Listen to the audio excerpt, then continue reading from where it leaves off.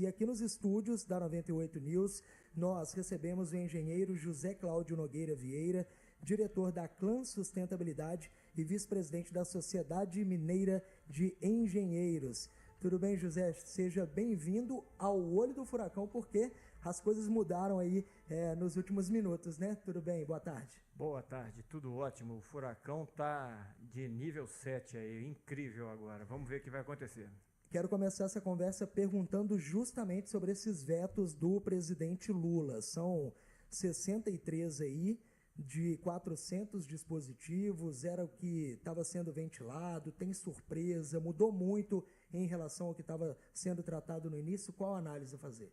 Olha, no momento, muita coisa ainda a ser analisada, temos que ver as opiniões, temos que estudar veto por veto e entender exatamente para que lado que foi a opinião do Executivo.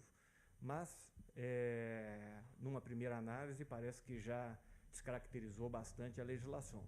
Toda essa parte relativa ao licenciamento, que o próprio empresário pode submeter documentos ao governo e ter a licença de uma maneira mais expedita, até onde já consegui ter conhecimento, foi vetada.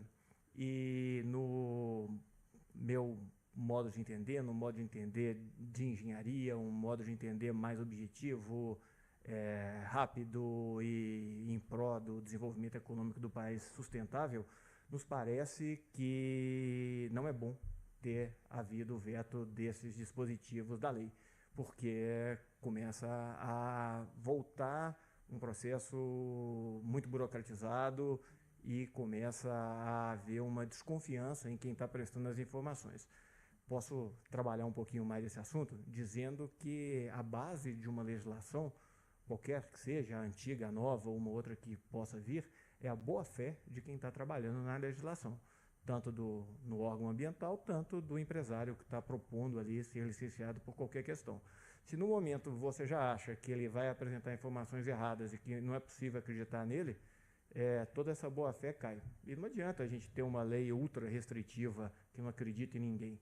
Nós precisamos ter uma lei equilibrada que acredite nas pessoas e que, de uma maneira amostral, vá fiscalizar quem é mais impactante. Os menos impactantes podem seguir, até porque não é possível fiscalizar todo mundo. Bom, me corrija se eu estiver errado, o Brasil não tinha uma lei ambiental até então. O Brasil tinha um código ambiental, mas era mais ou menos assim, por resolução, por normativa, os estados acabavam se adequando e vendo as suas próprias realidades. Perfeito. Essa é a primeira tentativa de uma lei ambiental sólida. É a primeira tentativa no Brasil. Estou errado ou é mais ou menos esse o caminho? É mais ou menos esse o caminho. Já tinham algumas leis, mas havia uma colcha de retalhos que essa lei tenta ajustar. Isso.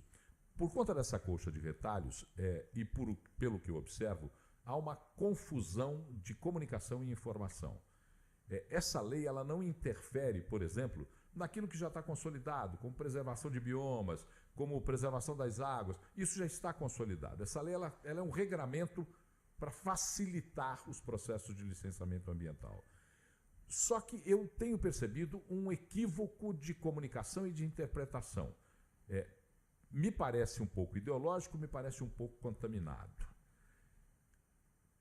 Essa mudança, esse veto, eu até acabei de dar uma olhada rápida aqui num resumo que foi feito sobre os vetos, dos 63 vetos do presidente, significam muito mais um retrocesso do que uma interpretação naquilo que era o texto da lei. Por que não se consegue avançar em um processo que seja simplificador e que facilite os processos de desenvolvimento? E qual é a grande barreira para que isso aconteça? Nós estamos atrasados, sob o ponto de vista do entendimento de legislação ambiental? Vamos lá, sua análise do ponto de vista da engenharia está perfeita. É exatamente por aí e não acredito que a gente esteja atrasado. Mas eu acredito que exista uma corrente de pensamento no Brasil que postula que a lei tem que ser extremamente rigorosa para evitar que as pessoas burlem a lei. Então, talvez seja uma questão um pouco paternalista do passado, que todo mundo tem que ser fiscalizado, todo mundo tem que passar por um processo rigorosíssimo de licenciamento, e nada que o empresário, que o engenheiro, que o técnico diz é verdade se não for passado por um comitê, e tudo tem que ser validado. Isso, no meu ponto de vista, ele é uma premissa falsa. É preciso que se acredite no empresário, é preciso que acredite no povo, nos técnicos, nas pessoas, e que se meça a questão do licenciamento pelo impacto. O que é mais simples passa por um processo mais simples, ou nem passa por um processo de licenciamento. O que é mais complexo, este sim passa por um processo rigoroso. E é preciso, então, ter essa visão mais sistemática de tudo. Entretanto, algumas correntes mais radicais, elas entendem que se esse processo for colocado dessa forma, haverá uma quantidade de pessoas que vão burlar esse processo. E isso vai gerar, então, burlando-se esse processo, degradação, vai gerar prejuízos para a biota, vai gerar prejuízos sustentáveis, vai gerar prejuízo em todas as disciplinas, aí, todo o meio ambiente. Entretanto, se nós formos considerar que burlar uma lei vai gerar prejuízos, isso vai gerar na lei antiga, na lei nova e na lei futura. Nós nunca vamos progredir como sociedade. Então já está na hora da gente acreditar nas pessoas, da gente acreditar no país, da gente acreditar nos técnicos e poder ter processos mais simples, acreditando que aquilo que foi postulado como lei vai ser cumprido, e não pensar em uma legislação que possa ou não ser burlada dessa e daquela forma. Por isso, eu entendo que a lei e os dispositivos colocados nela são muito interessantes. Vamos analisar agora veto por veto. O presidente Lula disse que vai fazer uma proposta de artigos diferentes para submeter ao Congresso. Numa medida provisória. Numa medida provisória. Que é danosa.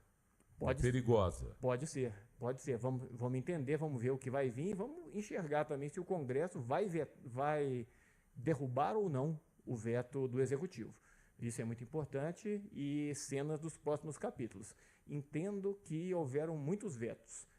Na minha cabeça, iriam haver 1 ou 2 ou 5 vetos, uma coisa mais pontual, e foram 63. Então agora vamos trabalhar, vamos analisar e vamos torcer para que essa lei não vire uma nova colcha de retalhos, e que ela seja um progresso para o Brasil como sociedade. E deixa eu acrescentar rapidamente, essa lei é importantíssima, porque essa é uma lei que protege os investimentos no Brasil. E nós só vamos desenvolver como país, como economia, se a gente tiver bons investimentos no Brasil.